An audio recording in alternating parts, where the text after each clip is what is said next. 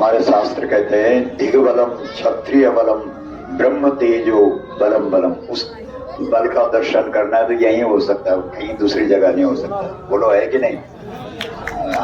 हाथ उठा के बोलो।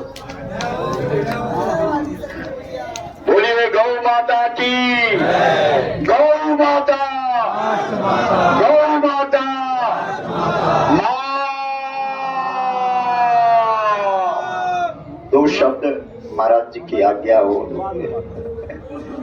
नारी शक्ति। राजेश्वरी देवाजी, सिद्ध बाबा बालकनाथ मंदिर, छतरपुर, दिल्ली।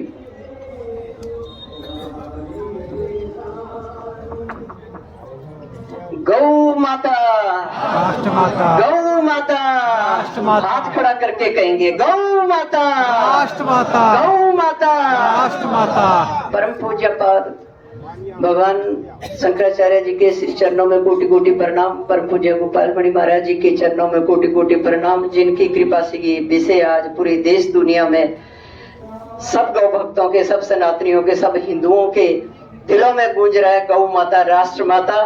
पूज्य ब्रह्मचारी जी के श्री चरणों में कोटि कोटि प्रणाम। और यहाँ पर विराजमान समस्त संत वृंद के चरणों में मेरा प्रणाम। सभी गौ भक्तों का बहुत बहुत अभिनंदन, वंदन। क्या कहें, इतना कुछ हम सुन चुके हैं माँ के विषय में। अब तो बात एक ही है कि गौ माता को राष्ट्र माता का सम्मान जब तक नहीं मिलता तब तक हम लोग चैन से नहीं बैठेंगे। इसी तरह गौ माता के लिए काम करते रहेंगे। और ये बड़ा सौभाग्य की बात है जो हम सब एक होकर पूज्यपाद चारों पीठों के शंकराचार्यों के शरण में आकर इस विषय को एक गौ माता के लिए, गौ माता को राष्ट्र माता का सम्मान दिलाने के लिए काम कर रहे हैं। ये हम सब के लिए बहुत ही सौभाग्य की बात है। और एक विश्वास भी है कि अब शीघ्र अति शीघ्र गौ माता को राष्ट्र माता का सम्मान मिलेगा। जैसे आप सब जानते ही हैं कि विभीषण ने कितना राम राम जपा, लेकिन वो राम नाम तब सार्थक हुआ जब वो माँ की सेवा में खड़े हुए, सीता माता की सेवा में खड़े हुए। और वो सीता माता कौन थी आप सब जानते हैं कि वो धरती की पुत्री। और धरती कौन है? गौ माता। तो गौ माता की सेवा में जो खड़े होते हैं उन्हीं का पूजा पाठ, सेवा, साधना सार्थक होती है। नहीं तो जो ध्यान पूजा पाठ हम कर रहे हैं ये सब निर्थक जारी है, व्यर्थ जारी है। तो जो माँ की सेवा के लिए खड़ा नहीं होता उनके कोई सत्कर्म सार्थक नहीं हो सकते। हमारा जीवन, ये धरती धन्य तभी होगी जब गौ माता को राष्ट्र माता का सम्मान मिलेगा। हमारे सनातन संस्कृति की, सनातन धर्म की रक्षा तभी होगी जब गौ माता को राष्ट्र माता का सम्मान मिलेगा। तो इन्हीं शब्दों के साथ वाणी को विराम।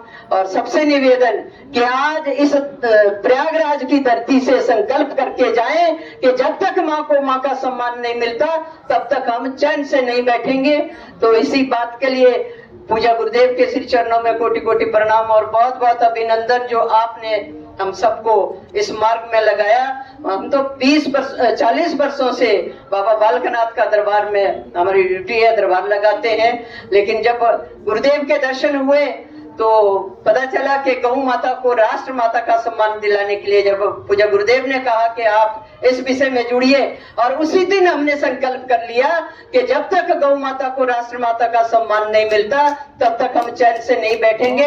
और आप सब जानते हैं कि दिल्ली में कई रैलियां हमने निकाली और पूरे देश के संत महात्माओं के चरणों में निवेदन जाकर किया कि आप सब एकत्रित हो जाएं और गौ माता को राष्ट्र माता का सम्मान दिलाएं। बातें बहुत है, समय कम है, इन्हीं शब्दों के साथ वाणी को विराम। जय गौ माता की।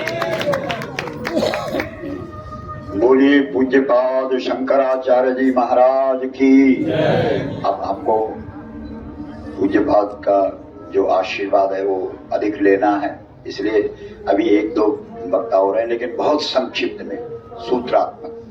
तो अपने